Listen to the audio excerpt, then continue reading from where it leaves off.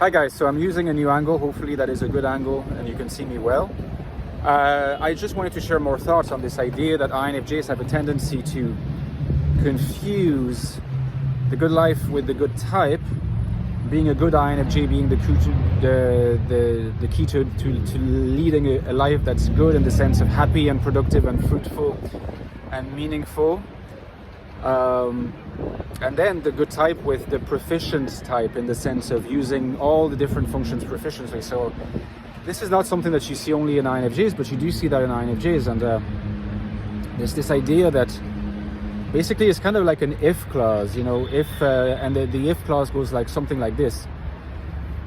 If I learn to improve my function use, if I become proficient in NI, FE, TI, and SE, somehow this is going to lead to some breakthrough.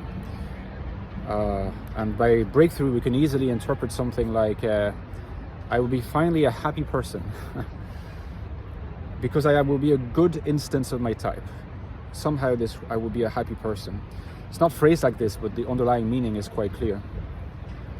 And I'm gonna suggest something provocative, a provocative analogy.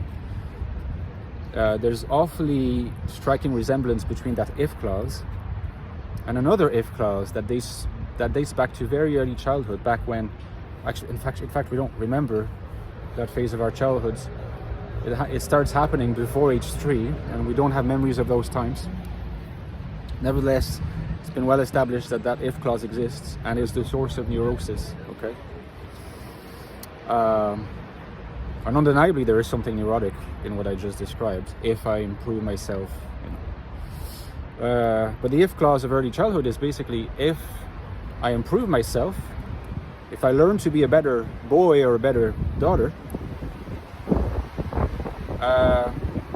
mom will love me always, and dad will love me always. I will secure the attachment of my mom and of my dad. Mom's attachment is usually a little bit more important because it's the first one, and the first years of life are so absolutely crucial and formative in our experience of the rest of our existence.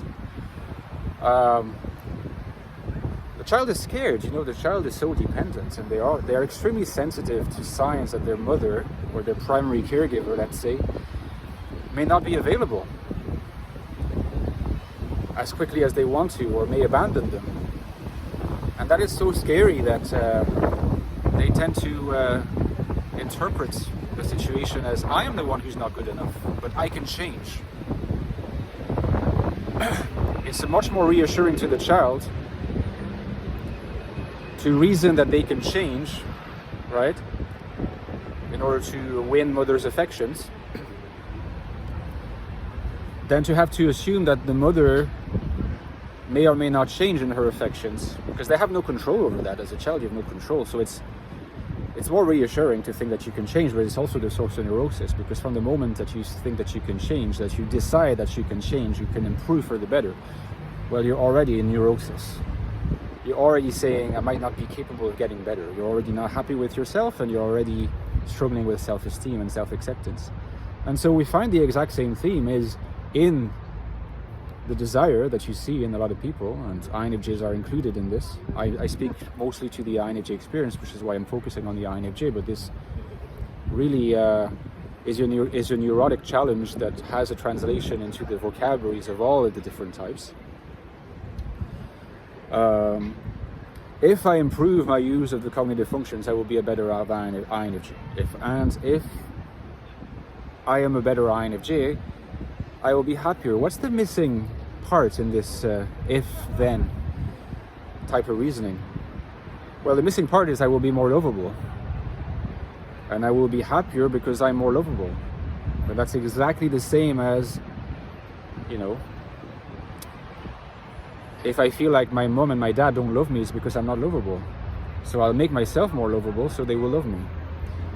Right? So we are very much at the heart of INFJ neuroticism here. So if you are a person, an INFJ, who has those thoughts, flirts with those thoughts, or perhaps for whom those thoughts are peripheral but nevertheless existent, or maybe those thoughts are very close to your core, to your mental core, you are dealing with some form of neurosis, and you know it's okay, you know, we're all neurotic to various degrees, except for those of us who are more on the psychotic end of the spectrum. But it's interesting, you know, it's interesting because people often assume that the exercise is an intellectual one or a rational one, you know, learning to get so good at using the functions and being like this very sort of versatile and complete INFJ. They think it's a cognitive exercise.